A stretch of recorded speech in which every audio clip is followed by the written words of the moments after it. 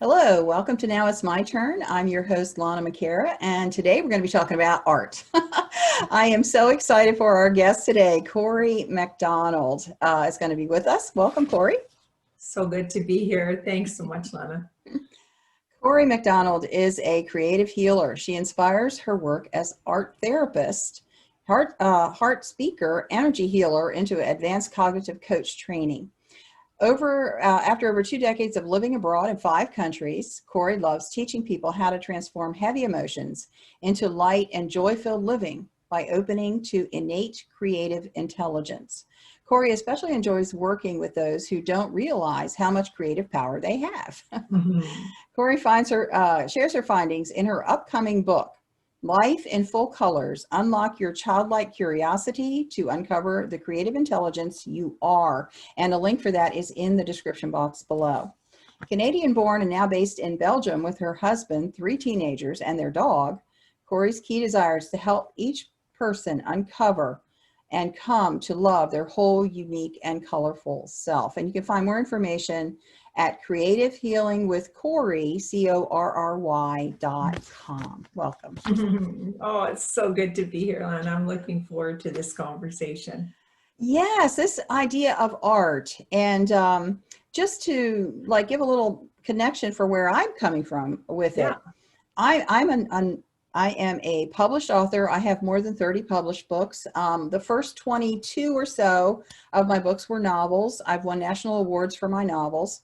And so from, say, 1982 until 2009, I was in the novel writing world. It was my outlet. It was really everything. Wow. I mean, I wrote all 22 of those books in that period of time, which really wasn't that long, if you think about it. That's amazing. Yes. That's prolific, girl. It's like obsessive, I wake up in the middle of the night, run to the computer. You were just like lost in it? Sorry to jump in, but it was your flow, right? It was my flow. I loved it. I had a busy household. I was raising a lot of children. I was homeschooling. I was busy, but the writing part was mine. And I would get up at 5 in the morning, joyfully jump out of bed and rush to the desk for 2 hours before the kids started waking up. Sure. And that's how I was able to put out, all those books. But when I got a divorce in 2009, dried up. Yeah. And so it was really unusual what happened then, because I didn't have the writing piece. I lost my voice. I wasn't sure what I wanted to say anymore because life turned upside down and my whole value system was like in shock, right? Yeah. So I just went, I don't know why. I just went, bought some canvases, got some paint and started throwing paint on. I didn't even know what I was doing. Wow. I never had an art class in my life. No. But for the next few years, just paint especially, because I liked the way I could mix it and throw it and do stuff, It moves, right? Direct response to your emotion. Yeah. And then I studied subliminal words and different things, and I started using words because words, of course, was my thing. Yes, I was putting it into the art instead. Oh, so you brought them together. Yeah, in a way. Yeah. Because this one here is called Love. It's got some hearts on it. It's got dots and heart, but it also has the word love hidden in blue Sharpie underneath the paint. So this whole thing of art therapy, because I never really went to someone to teach me art therapy, but it really helped me. You did it. I mean, you are art therapy. That's so perfect. I love that you share this. First of all, can I just say how honored I am to be on your podcast and just to be with you, someone who really, you are so attuned to your creative self. And even like you said, when there was a wrench when things happen in our life, in our outer life, they can throw us off. That flow, it appears that it ends, but look at that. No, you changed direction. So your flow changed the direction, and then nothing is ever lost. Everything, I always say, is the ultimate upcycle. We are upcycling all the time, it's just whether we're conscious of it or not. Right. Mm-hmm. And so look at all of that writing starts to go subliminally in your your designs as you just naturally start finding yourself grabbing canvas, you know, it's not like you planned it. Same with me as a little child. Like when I look back, I came from a home with a good enough fair share of turbulence, codependency, dysfunction, those things. And I was a very empathic, sensitive child. Where would I go? I would tuck into my closet for my mom was a wallpaper fanatic. She's always changing. So I knew that usually those closets were kind of dead end spots where there was nothing going on, and I could make worlds. I made my own worlds in there. So I didn't know that's art there. That's what we do. We create a safe space and we start to create in it. And then this inner space starts to open up and we can breathe again. Wow. We can feel again. And this thinking mind, it starts to come coherence with our feeling mind, which is interestingly directly linked to our womb, where all of creation is from. So, you know, it's a very innate thing in us. And yet we get the message when we grow up that you're creative or you're not. You're artistic or you're not. And usually it's not. Like I would say 99% of the people I work with, including myself, got a message somewhere from a teacher who said, you can't paint the sky pink. Or, you know, for my case, I had an older sister who was the artist. So I couldn't be the artist, right? Because that's taken in my conditioning. And it's so funny. We process all these and then we don't realize that actually that's just in us. And it's waiting to come out. And it's simple, like you found. It wasn't like you went to a high-end art class. You were like, I need canvas. I got something I got to move out of me. Yeah. So with art therapy, it's the way I use it. I mean, there are different ways of art therapy. Mine is a transpersonal art therapy approach. I was drawn to it. And it's very much intuitive, Lana, like what you did and what I did as a child, and what you see when we see someone who's just lost. I have a friend who just lost her father, and she's like out walking in the woods. She's carving new paths every day. She's taking care of herself. That's coming from inside. That's guiding, you know. It's a moving art. I see her as moving art. She's a performance art.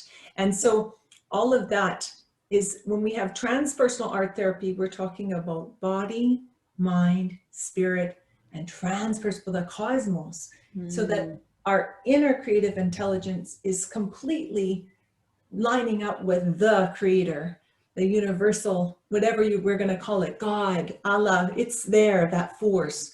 So we are taking the word art from the root of Latin, which would be therapeia, which means to intend towards something. Well, we're intending towards growth.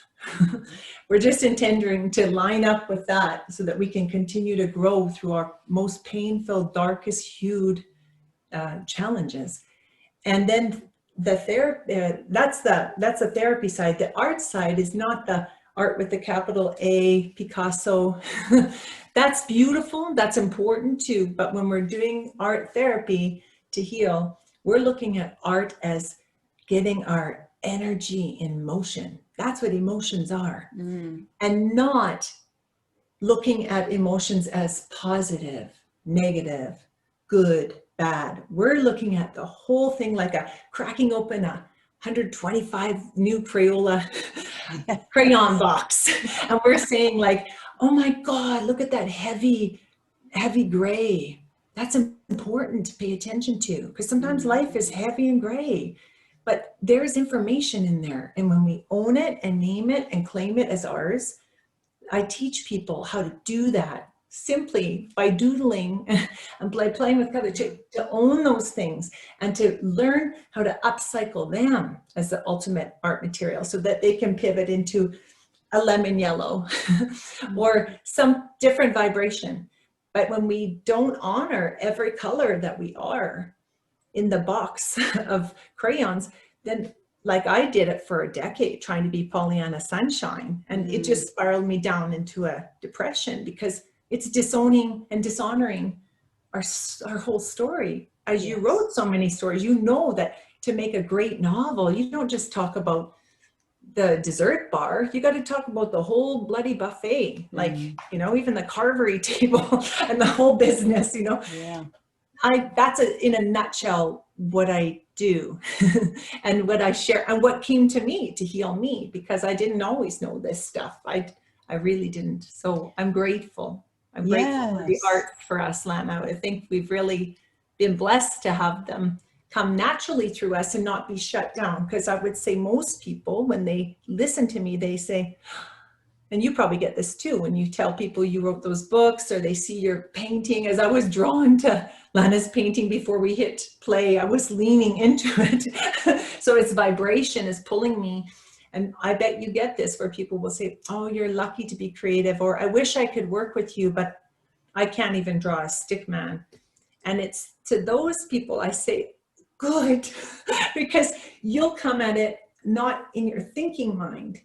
That's my biggest job as a healer, is just to get everyone into breath and into the body and just playful and safe, so that we're like little kids when we're 5 years old on the playground, just having fun. And then all this intelligence will come through and spill on the page. And you didn't even see it coming because it didn't come from here. It's not funk out, and it's not an old pattern or old story. It's something new will come through. Yeah. That's really all I do, is bring people to the playground of colors and then watch the intelligence fly out of them. It's so gorgeous. Everybody is powerfully creative. I know this to be true. Absolutely. Absolutely. Because when I was in school as well, I always said I'm not creative. Yeah. I even said I can't write, I can't do art, I can't do any of that because I'm not creative. And what I realized was that in school, there's so many strict, rigid things. You've got to do it this way. You got to have, and just for the writing piece, if you start every paragraph with a thesis statement, you end with a conclusion. You have 4 sentences in there, and it's all got to be, you know, exactly grammatically correct with all the dots and parentheses. Just killed it. I couldn't do it. I could sit there for hours thinking, what am I going to write this paper on? I have no idea. I would be so nervous. And when I got out of school and I took a creative writing course, all of a sudden I could do whatever I wanted, you know, and then, yeah, the whole thing opens up. And so I just encourage everybody, if you think you can't, try. Just try. Just try.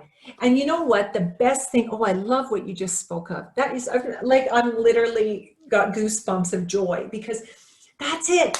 We had it so taught to us and told. And the more, like, it just, if you really think about that, creativity is about free expression. The best thought I can think of on that is picturing a kid coming running out of a preschool with a stinking wet painting that's just oozing and dripping, and they just painted the life out of it for the fun, and they're proud as ever. They still have a blob on their cheek, and it goes on the fridge. That's the kind of the stuff we want. And like when you take a creative writing course, that's encouraging, because sure, there's going to be a lot of stuff that's just stuff, but then what you start seeing, and you probably saw this in all your beautiful novels are coming through, that there's a thumbprint that's just you. There's a flow that you have. There's a thing that's like, Lana, I can feel Lana in there. And it's so gorgeous when I work with groups or individuals over time, and we just hold the art, because it's data, it's information, even stuff you think is nothing, like a brain dump, you know, like you just let's get rid of all this clutter. It's so interesting. Even in the course of one session, we'll leave that there as a little muse, you know? And I can teach, if we have time, I'll teach everyone how to do a brain dump. It's so good to do before sleep, or like, it's just removing clutter. And this is not even having a dialogue. Remember I talked about, you've got those heavy hues, and then you can pivot them for, like, this is just dumping some heaviness out. Even that is filled with information, and it's so gorgeous, because I love it in a workshop when there's a bunch of people around, and then we'll get to the end where we share our art, and that first piece that we thought was junk, some people will, it'll be so heavy they'll rip it up, fine. If their gut's telling them that, I say go. But most people, it's funny, well, sometimes we'll see a synergy in the group that we will think, ours all look pretty much the same, because like attracts like. So we all have good learning to do from each other. Or there will be a certain element, a certain curve or a certain shape that shows up through every pictures, because every time we're going in, we're going deeper into the heart.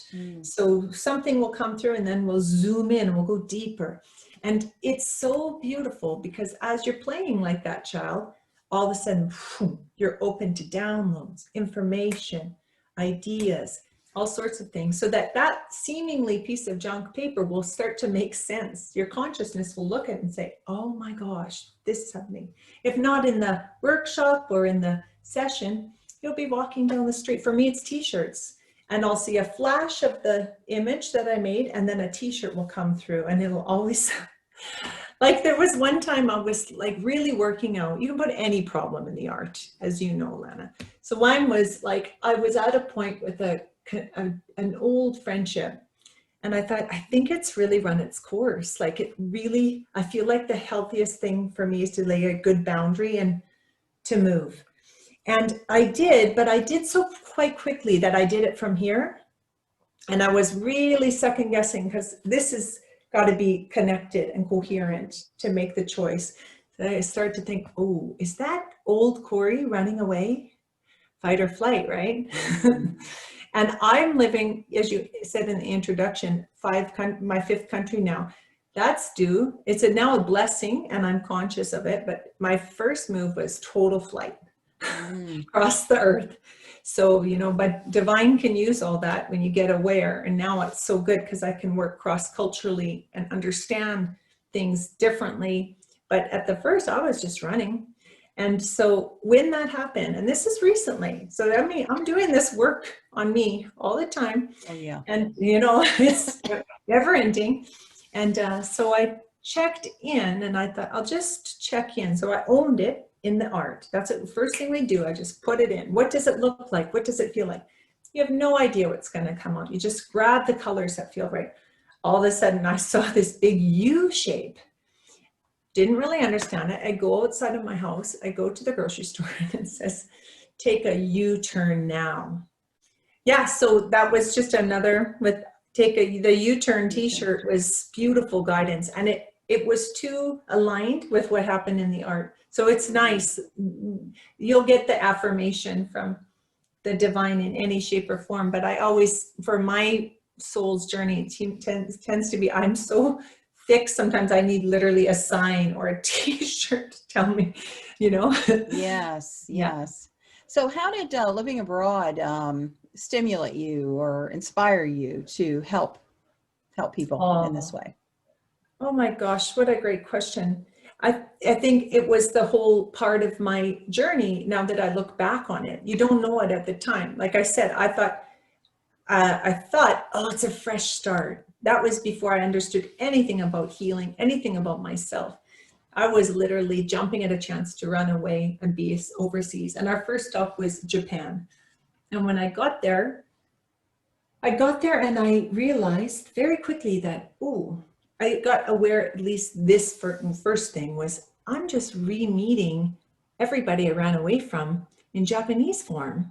Wow. Oh yeah. So when you don't close the lessons that your soul has for you, and that was highly victim mode, shaming and blame. It's everyone else's fault, you know.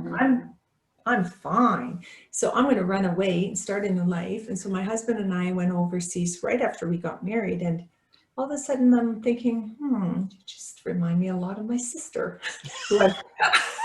Oh, that's my dad. I couldn't run, Lana. And then I don't know if you can tell, I'm 6'1" in Japan. Like I was standing out there in the field, literally thinking I really don't fit.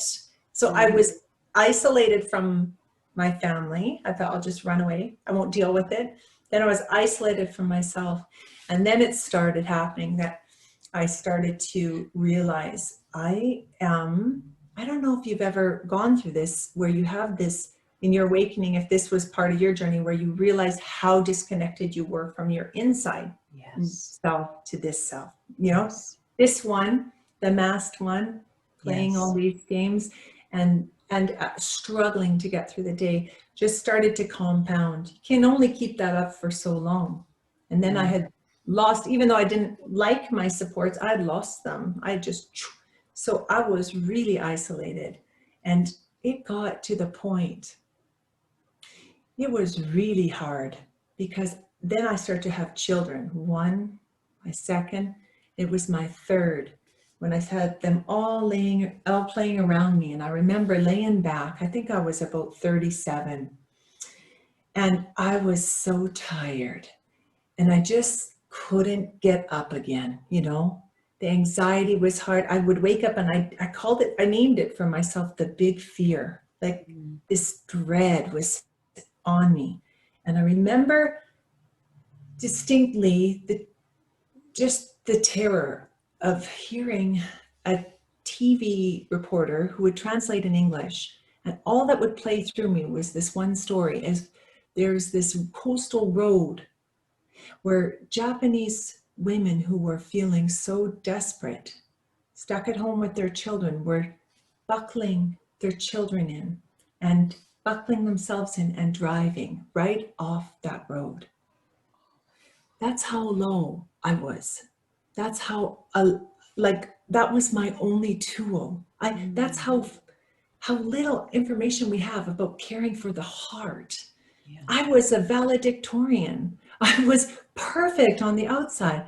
I looked like, people say, oh, I wish I looked like you this long, leggy, like a model. I was miserable and terrified and ashamed and disgusted at myself that I couldn't even love these beautiful cherub faces around me.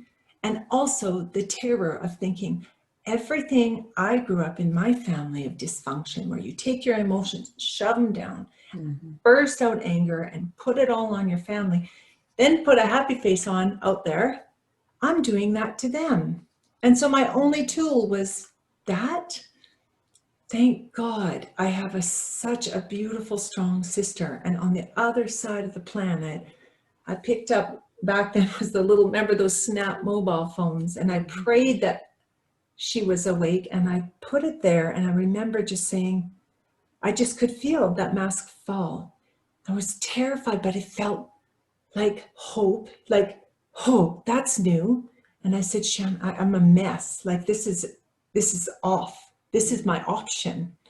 And she just held me. She stayed with me on the phone, and she said, this is the time. This is no more looking after everyone else. No more trying to be everything for everyone else on every committee, trying to prove yourself. This is your time. You go in and you get support.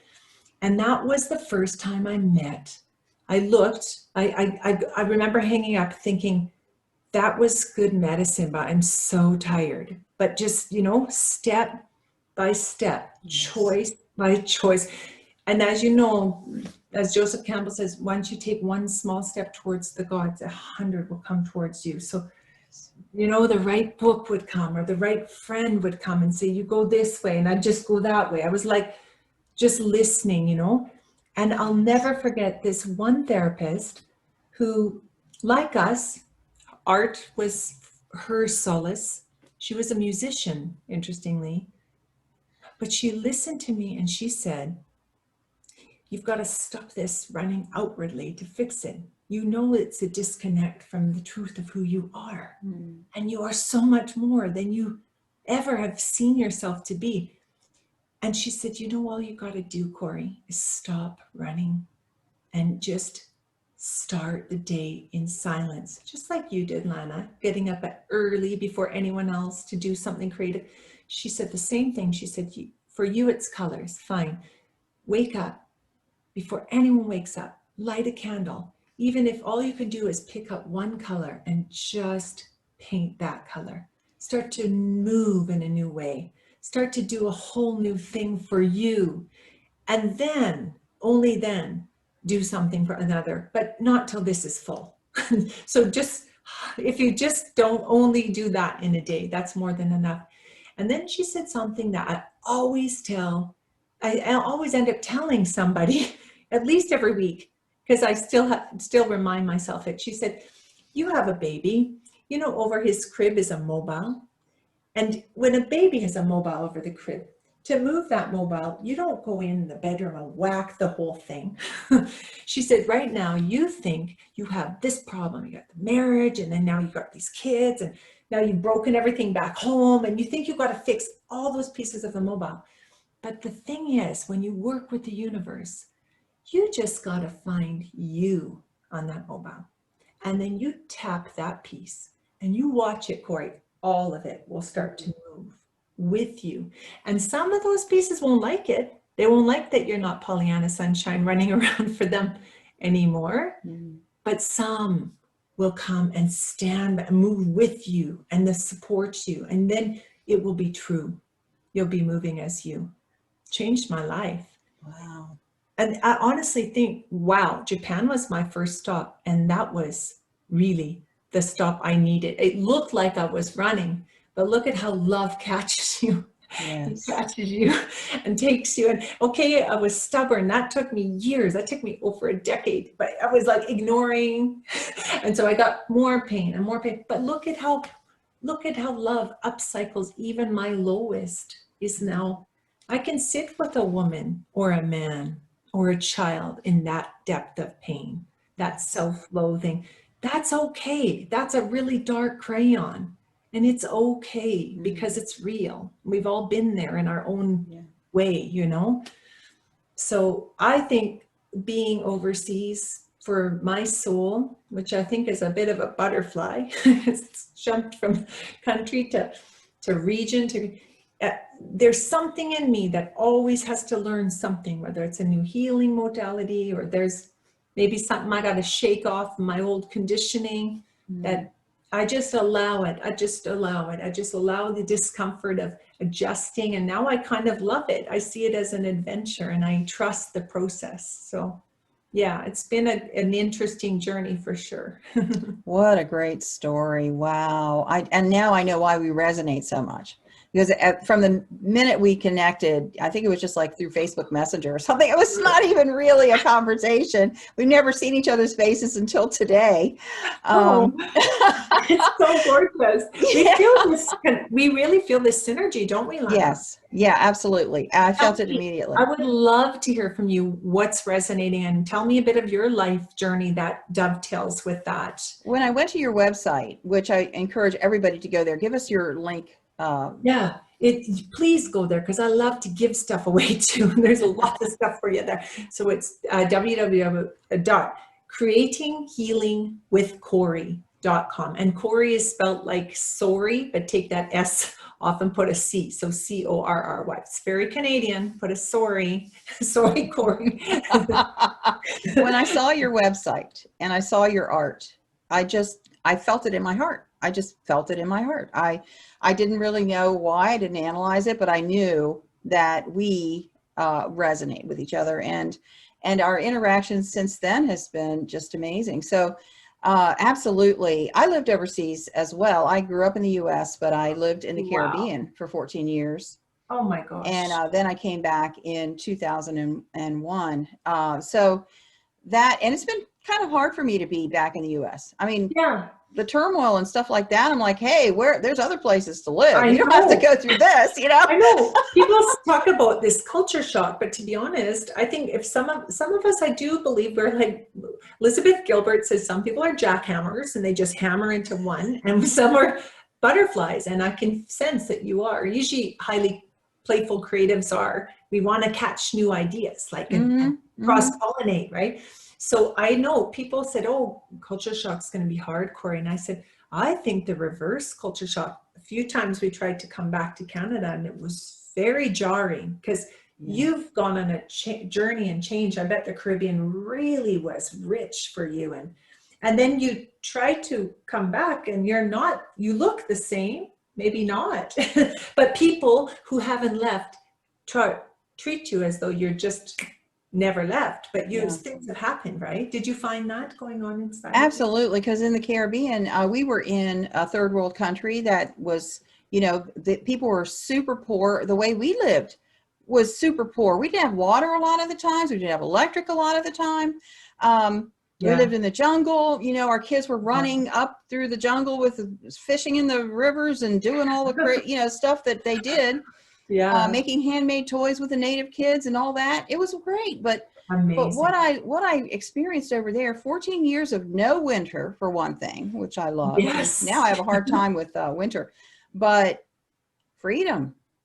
Yeah. You know, I think when someone, and this is something that I've learned, when someone says one word over and over and over and over again, it's because they don't have it and they want it, or they want to convince you that they have it, but they don't. Yes. Because over there, seatbelts required, you know, and I agree, I wear a seatbelt, but the emphasis on control in every little detail of our lies. I felt like I was in a straitjacket when we came back. I could get actually stopped by a police officer and fined, and it goes on my license that I didn't have a seatbelt on. Yeah. What? You know, I'm back down there. People were riding in the back of pickup trucks, loaded. You know, we got 25 people in the back of a pickup truck going down the mountain road, and they didn't think a thing of it. Now, so fun.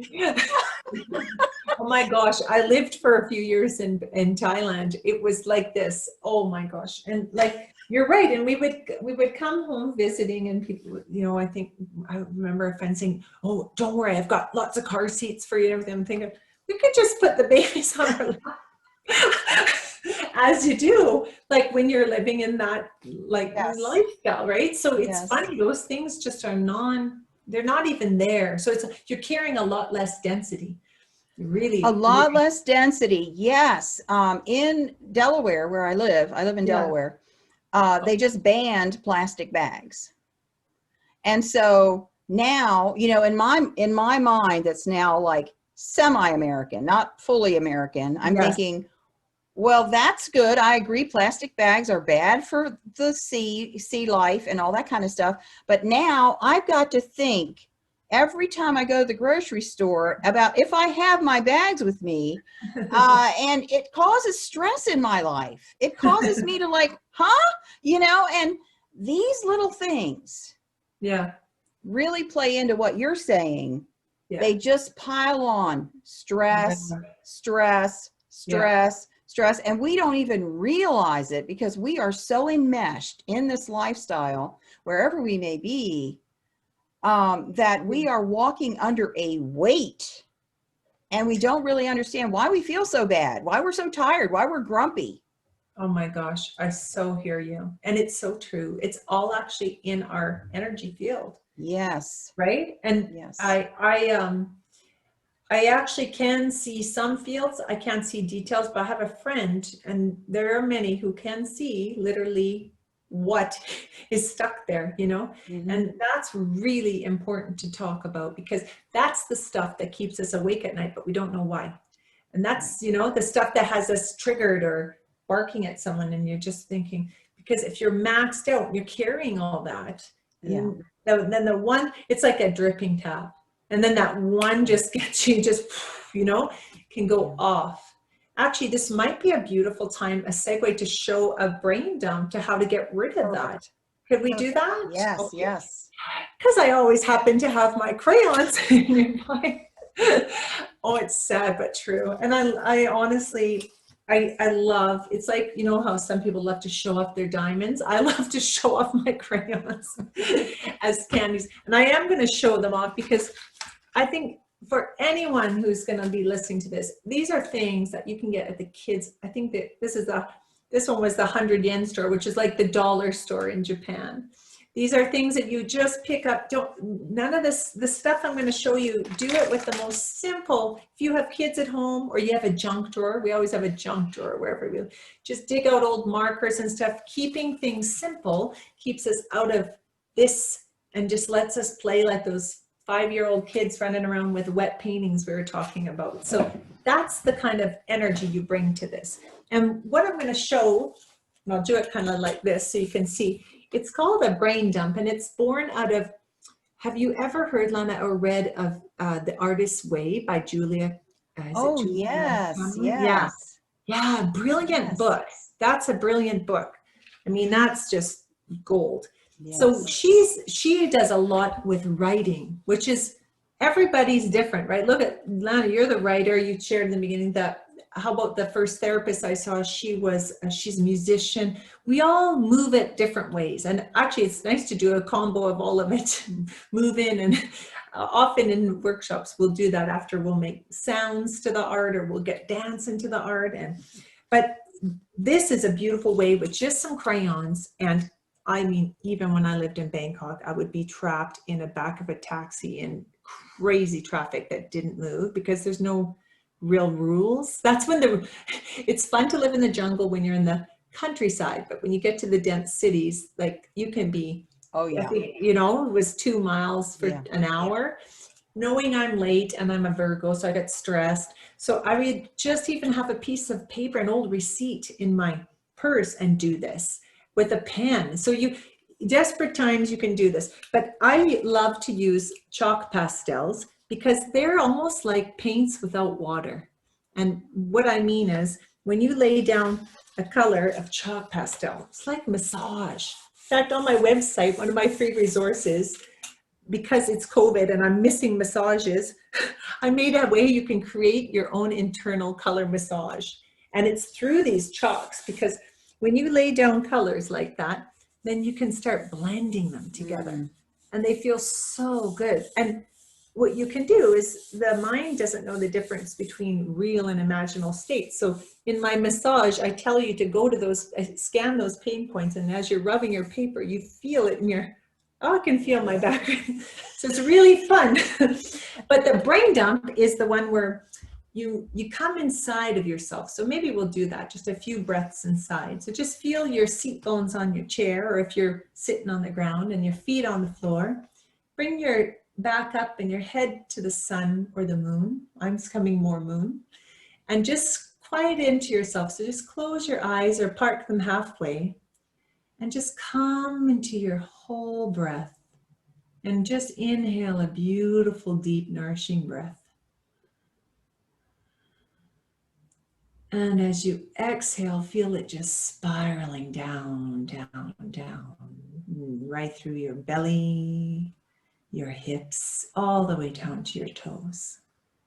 Perhaps there was a color that just you felt through. So if you breathe in again, hold at the top, and now imagine maybe a cool green or a warm orange, something that feels right to you. Just spiral it down, down, down into your whole being, your beautiful, intelligent body. Now keep breathing in and out this way, in your own timing and rhythm. And as you do, just start to just notice what's coming up for you, because the mind loves to get busy when we get quiet. Don't judge it or resist it. It's good information. We're going to upcycle it. Keep breathing. Just notice are you worrying about something? Is there a grocery list forming in your head, as mine does? Maybe you're worried about it. Maybe you have a parent who's sick, or a friend who's not well, or someone you know with COVID. Maybe you are sick. Maybe there's a pain in your body and it's been there for some time and you're scared. Maybe there's just an unease and you can't put a name on it, but you know it's got to be looked at eventually. Let these things all be. These are all information and beautiful pieces of you that we can honor and bring through now onto this beautiful page in front of you. So slowly see all of these heavy-hued, challenging pieces form a ball at the top of your head, at your crown. See them kind of come together like a cloud and then tumble together and weave like a ball of yarn or something like a snowball. Get playful with it. And as you breathe, inhale and see it, all of these challenges come together. And now as you exhale, imagine them tumbling down, down, down your drawing arm, and see your hand pick up the just right color. Without thinking, grab the first one that comes to you.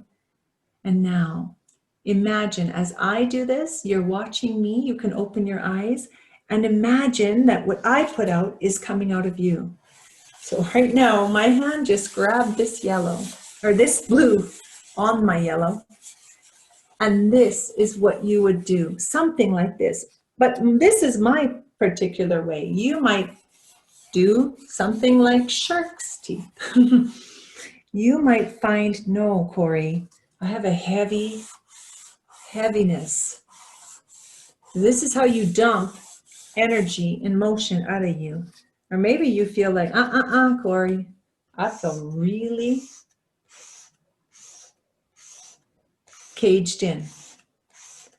You don't know what's going to come out. You just let your hand grab a color and it'll start moving. This is called your divine creative intelligence. It's in every one of us. And when you're bored, like a little kid, you'll be like, I'm so bored of that. Good. You dump it. And then you pick up another one. And maybe it's something else that needs looking at. Maybe there's something else. You don't know. You just keep dumping and keep dumping. And all of a sudden, you'll be done. And you know, I tell you what, there are so many of my clients who tell me they do this right before bed. Even a little one, like in a journal, with maybe a 6-pack of crayons, you know, like the free ones from the restaurant. Just have those on your nightstand. And if you're finding like, oh my God, my brain is spinning, or like for me, if I do a podcast or something before bed, because often in Belgium our time is late, and I'm sparked. I'm excited. It's not necessarily heavy energy. Sometimes it's just energy. Dump it out. Look at it, let it go. You can throw away the page, or if you think it's important to keep around, you just put it somewhere private where you won't get a commentary from people who don't understand that it's not art, it's you, because this is you. This is your highest you with information for you. And if you feel like, wow, there is something really that needs some time, then I say, take this and put it in another point of view. So put it on the floor and stand above it, or put it on a wall and sit below it. See it from another perspective. See yourself from another perspective, and take a journal and just say, why did you come? What do you have to tell me? What's really important for me now? And then just write the same way you created, not from here, breathing deep in your hips and your heart as we did together, and then see what comes through. And you'll get a wealth of information from the highest, truest part of you, that deep part of you that knows everything. That's your creative intelligence. Wow, our time is gone. Can you believe it? It is. Oh my gosh. I hope I didn't go overtime, Lana. Oh, you're fine. You're absolutely fine. This has been just beautiful. Absolutely wonderful. I'm so thrilled. So tell us a little about your book. It's in the description box below, yes, but I want everyone to get a copy of that. Tell us about it. I really would love you all to get a copy. And in fact, it's launching on January 13th. The book, it's called Life in Full Colors. Unlock your childlike curiosity and uncover and activate the creative intelligence you are. And you just got a hint of it here with Lana and I. So you know it's in you. I know you do, because you're watching. If you're pulled to this, you're ready to activate it. This book downloaded through me through the first lockdown when I was still in Dubai. I was sensing it was there, and I would meditate and boom, it would come. Mm-hmm. And it's filled with the 7 transformative tools that you can use to upcycle your life's heaviest challenges for the information and infinite potentials they are. You can learn this. It's as easy as crayons. And I am so excited because it's all gone so smooth. Amazon, it loaded so quick that my team said, Cory, why don't we offer it as a pre-launch? And that was just today. So how beautiful the timing. So right now you can get a Kindle copy. And I don't have a Kindle myself, but just get the Kindle app. And you can go to, it's Life in Full Colors, but as Lana says, she's got the link down below. Mm-hmm. And you can get the pre-launch copy in e-form, and it's only $2.99. And if you order it through Amazon.com, the US site, which is the link, yeah, you've got that for a whole week because we're going to launch it under the new moon of this new year. And I really, really welcome you to also check out on the website. There is a section on the book, and underneath there are tons of free resources. As I said, the massage and a free guided meditation if you need help going inside. It's all there for you, as well as I do free consultation calls for if you're not sure if this is a help, you get a sense you want to get some healing, but you're not sure because this is quite new. There's no pressure. You follow your inner rhythm. And I'm just grateful that this has helped me so much. And I'm so happy to flow it out to you. So do grab that book, though. I really think during these times, if there ever was a time when we need you to move as the beautiful, radiant, true colors that you are, this is that time. So I'm really grateful to be here. Yeah, Lana, it is really a wonder to be here with you. You creative woman, you. Oh my God. Thank you so very, very much. I know we will be in touch again soon. Definitely, definitely. Take care of yourself. Bye-bye. Bye.